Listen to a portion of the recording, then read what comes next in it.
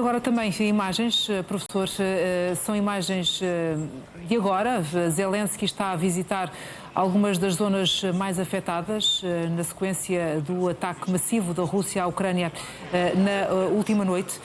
Aproveito também para atualizar o número de mortos. Agora são 20, foi essa a última referência feita no que diz respeito a vítimas mortais e na sequência destas vagas de mísseis e drones que bombardearam Kiev e outras cidades ucranianas durante a madrugada. Estamos a ver essas imagens, professor, em direto de Kiev, com Zelensky aqui a visitar algumas das zonas mais afetadas.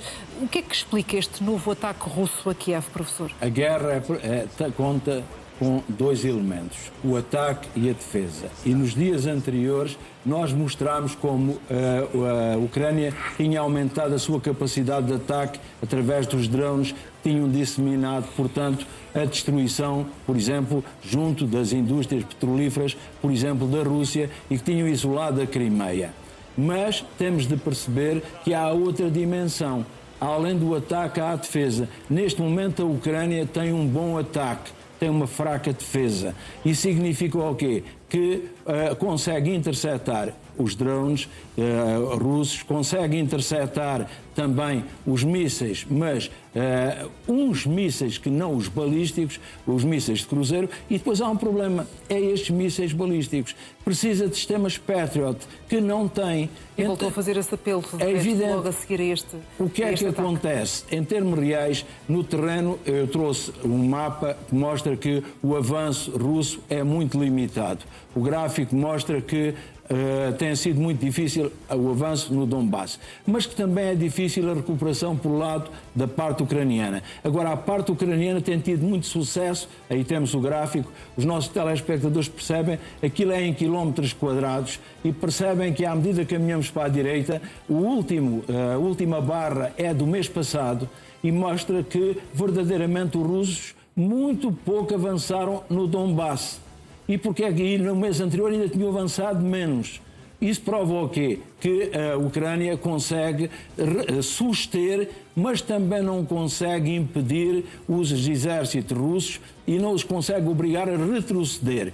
Há um avanço, mas é um avanço muito lento.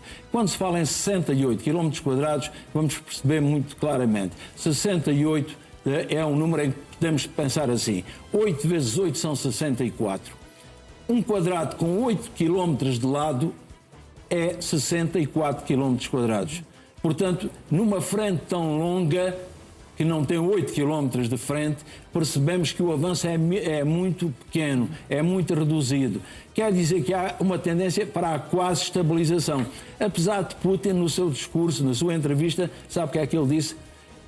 Mediu a distância a que as tropas russas estavam das principais cidades do Donbass. Só que apresentou uns cálculos muito interessantes. Significa que reduziu a mais de metade da distância efetiva.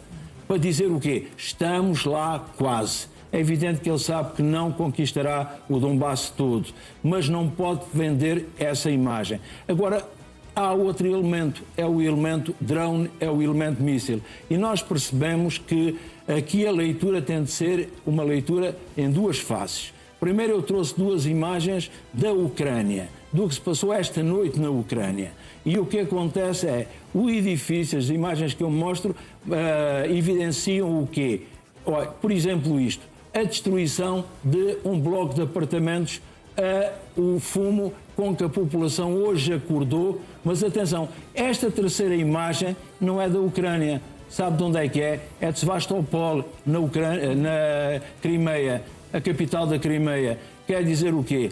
Terça-feira a capital da Crimeia também esteve às escuras. Porquê? Por causa dos ataques ucranianos. Então, a nível de drones e a nível de mísseis, há um equilíbrio. Porquê? Porque a Ucrânia, que neste momento já exporta drones, consegue o equilíbrio no ar. O problema é o equilíbrio no terreno, em que a situação continua a ser desfavorável. E o que nós percebemos é que se consegue a Ucrânia criar aquilo que se chama o sofrimento em Moscovo, em São Petersburgo, na Crimeia, e eu só estou a falar dos três alvos principais, por outro lado, depois não consegue suster aquilo que são os mísseis, portanto, balísticos russos que atacaram Kiev e outras cidades. O que curioso, professor, é que Zelensky, horas antes deste ataque, já tinha antecipado que a Rússia estaria a preparar. Portanto, ele tinha essa informação. Todos tínhamos. E tendo essa informação e tendo meios para travar essa situação, tudo seria bastante diferente. Todos tínhamos. Eu também sabia que ia haver este ataque. Quem investiga esta questão sabia. O problema é, quando há um ataque, preparamos a defesa a esse ataque. Se dispusermos de meios, pois a questão esse é o problema. O que significa que vamos pôr os interceptores de drones e eles funcionaram. Vamos conseguir interceptar os mísseis de cruzeiro e eles funcionaram. E os mísseis balísticos conseguimos? Não. Porquê? Precisamos de sistemas Patriot, porque eles não são de maneira nenhuma afetados, não poderemos interceptá-los com os outros meios de que dispomos. Daí Zelensky voltar a apelar a que lhe forneçam os Patriot, porque só isso lhe permitirá, por uma coisa muito simples, aqui a Ucrânia lembra-me aquele doente que sabe, é informado da doença. O que ele gostaria de ser informado era da cura. E aqui é a mesmíssima coisa. Ele avisa à população de que vai ser atacada. E a população espera. Como é que nos vão proteger? E ele pode proteger, contra dois tipos de invasores. Vê o terceiro elemento, o míssil balístico. Não é possível. E depois nós temos mais duas imagens que mostram o peso que isto vai ter na geração futura. Neste momento, esta imagem é do metro de Kiev, em que as famílias montam tendas, levam os animais de estimação, evidentemente são bebés que passam a noite aqui, que continuam a ouvir os ataques por cima das suas cabeças. Isto vai dar aquilo que se chama o síndrome pós-traumático. Quer dizer que vamos ter aqui uma geração afetada pelas circunstâncias em que nasceu e em que cresceu. E mais, isto faz parte do dia-a-dia da população ucraniana. O que quer dizer que esta população que já sabe que não é possível resistir, portanto, nos seus apartamentos, porque aí é que está a diferença.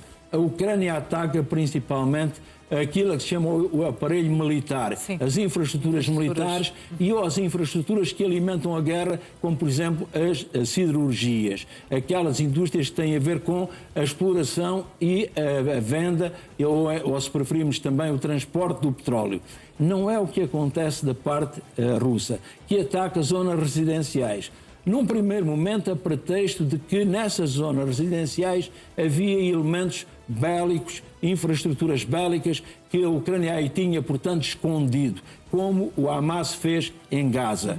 Neste momento, a Rússia já nem se preocupa em arranjar essa argumentação, é justificar. E isto é uma população que se habitua a conviver com este modus operandi do ataque russo. É evidente que nós percebemos que há muita população que era russófila na Ucrânia e também há ucranianos na Rússia. Neste momento criámos aqui uma clivagem étnica e vai ser muito difícil estes dois países, num curto espaço ou num médio espaço, verem-se como países vizinhos. Vão-se ver como inimigos íntimos, mesmo que haja uma zona entre eles, que será a zona do Donbass, que estará sob a ocupação russa, mas que a Ucrânia não irá reconhecer. O que isto mostra claramente é que na guerra temos de saber acautelar a defesa e o ataque. A Ucrânia aumentou a capacidade de ataque. Não conseguiu de maneira nenhuma,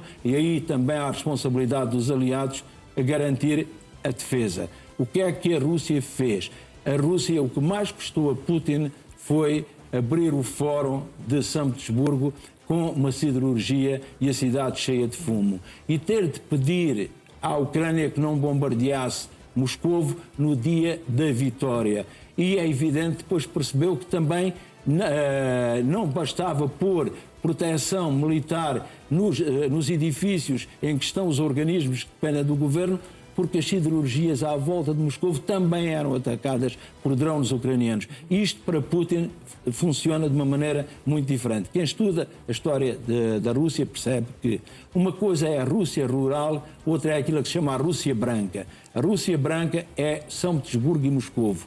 é aqui que está a elite, é aqui que está a parte mais ocidentalizada da sociedade russa e é aqui que começa a surgir a oposição, ainda que não organizada. O que é que nós percebemos claramente, Janete, é que esta situação vai continuar porque uma parte e outra têm capacidade de ataque, mesmo não tendo capacidade de defesa. E então respondem a um ataque com um contra-ataque. E esta situação vai levar ao quê? A que esta população, de um lado e do outro, cresça com traumas de guerra. Vamos ver o peso, eu já cá expliquei o peso da droga na frente de batalha. Vamos esperar os efeitos sociais que este conflito nos trará. Um conflito que já entrou no seu 5º ano, professor, muito tempo.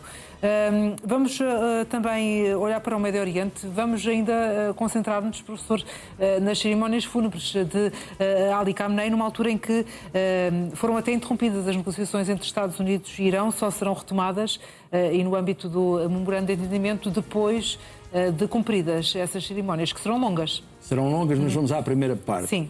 As negociações não foram interrompidas. O que foram interrompidas foram as negociações políticas. Certo. As negociações técnicas continuam.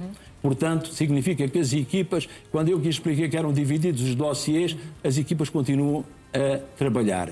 E o problema é, a nível político, é que decidiu-se agora aqui haver um período de apaziguamento. Para quê? Para que o líder supremo tenha o funeral condigno. Ontem perguntou-me quantos dias durava, eu já lhe posso dizer que dura 7 dias, como eu disse. Então, uma semana completa. Uma semana completa, apesar de o primeiro dia, que é já amanhã, à noite, ser destinado apenas aos elementos estrangeiros e aos elementos, portanto, do círculo próximo do líder supremo que foi assassinado. Quem são esses elementos estrangeiros, professor? Quem é que tem honras de... Já sabemos que o primeiro-ministro do Paquistão, que é um dos negociadores, vai. Também já sabemos que o presidente da Geórgia também vai. Muitos outros não dizem que vão. E porquê é que não dizem que vão? Alguns porque têm dificuldade, não querem ser conotados com o regime de Teherão, mas a maioria porque também quer secretismo. E porquê é que quer secretismo? Porque têm medo. A Guarda Revolucionária garante a segurança. Diz que não vai haver ataques, mas sabem também que há infiltrados e têm medo. Portanto, vão aparecer algumas personalidades estrangeiras que não era expectável irem, ou pelo menos não anunciam a sua ida. Não se fazem anunciar, mas vão estar presentes. Mas o Irão terá a capacidade de montar uma operação musculada no sentido de evitar algum acontecimento? Diminui o risco, mas nós vivemos numa sociedade de risco. E nesta sociedade de risco nada é feito sem haver um risco mínimo. Esse risco será baixo, mas não há risco zero. Certo. Vai haver sempre esta possibilidade de haver ataques, por exemplo, de haver infiltrados. A imagem que eu aqui tenho, esta é a imagem de onde é que serão as cerimónias. É na grande mesquita, a mesquita de Musalá. E o que é que acontece? Começam nesta sexta-feira, como eu disse, esta mesquita ainda está incompleta. E eu trouxe várias imagens da mesquita, mas depois trouxe uma outra imagem em que mostra, esta é uma outra visão da mesquita, para percebermos a dimensão de quantas pessoas é que pode utilizar. Esta mesquita já é usada, por exemplo, para o elemento mais sagrado do xiismo, que é a oração de sexta-feira, e esta imagem que a nossa realização está a pôr no ar são obras que estão a ser feitas para quê? Para acolher quem ali vai estar, principalmente para disponibilizar água, para disponibilizar também ajuda médica. E então, como a mesquita ainda está incompleta na construção, o que acontece é que há equipas a trabalhar a uma velocidade muito grande para tentar o quê? Criar estas infraestruturas de apoio, mas junto mesmo da mesquita. Também já sei como é que são os passos. E isso vai explicar como é que... Os passos em termos de trajeto. Trajeto e de dias. Portanto, sexta-feira vamos ter o quê? Vamos ter a recepção aos familiares íntimos e aí pode aparecer o filho. Mojtaba Khamenei. E as entidades estrangeiras. Não está aberto ao público. Sábado fica aberto ao público. Por isso há esta questão. Esta imagem eu depois já explicarei a seguir o que é que ela simboliza.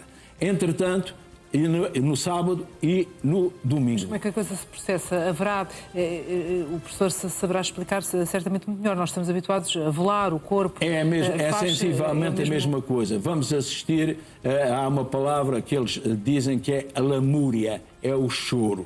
E que significa o quê? São pessoas que vão prestar a homenagem, mas que vão mostrar a dor. E como eu expliquei, porque ontem eu expliquei aqui o que era o Ashua, o 10º dia daquele mês, aqui é a mesmíssima coisa. São pessoas que vão chorar, não são carpideiras, não, são pessoas que vão chorar vestidas de preto e que vão homenagear, sentem que é neste choro e nesta forma de vestir e na forma como gritam o seu sofrimento que estão a homenagear o líder.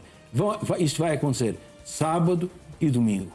E aí a comunicação social estrangeira pode cobrir.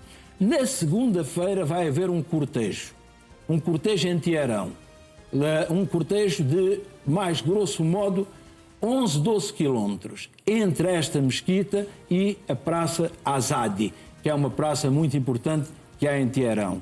E esse é um cortejo que eu ontem lhe expliquei, vai ser o oceano de gente. A partir daqui, a imprensa estrangeira deve ser proibida de continuar a acompanhar. Porquê? Porque, verdadeiramente, na terça-feira, o cortejo fúnebre vai para a cidade santa de Qom, ou de Qum. E, sendo uma cidade santa, portanto, provavelmente não será permitida a presença, senão dos clérigos xiitas.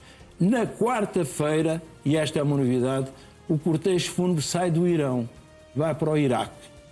E eu assisti, a semana passada, ao encontro da delegação iraniana e iraquiana, trouxe uma imagem. Um dos motivos que também foi discutido é se no Iraque havia condições e qual era o trajeto para o percurso fúnebre. Vai a duas cidades. Ontem eu falei na cidade numa batalha de Karbala, por causa de Ashura. Uma cidade tem este nome, Karbala, e outra tem Najaf. São duas cidades santas do xiismo. Então o cortejo fúnebre vai às duas e haverá cerimónias nas duas, fora do Irão. Regresso ao Irão na quinta-feira, para finalmente ir para o mausoléu na sua cidade natal, que como nós sabemos, é Mashhad. O que é que acontece? Onde é que vai ser depositado o corpo? Vai ser depositado no mausoléu. Que mausoléu? Do Imam Reza. Quem foi o Imam Reza? Foi o 8º líder xiita. E, portanto, significa que fica num lugar de uma cidade sagrada, naquele que é o mausoléu de um elemento sagrado também do xiismo. E aí fecha-se o ciclo. O que é que se pretende? O Presidente fez uma reunião do Conselho. Eu penso que não trouxe essa imagem. Porquê? Porque o novo líder teve uma frase complicada. O filho. O filho. Sim. Disse claramente que, em princípio, eu não concordo com este acordo de paz. Mas o Presidente convenceu-me. E esta palavra, em princípio, levantou problemas internos muito grandes. A que nível? A nível da Guarda Revolucionária, dos clérigos e do Exército.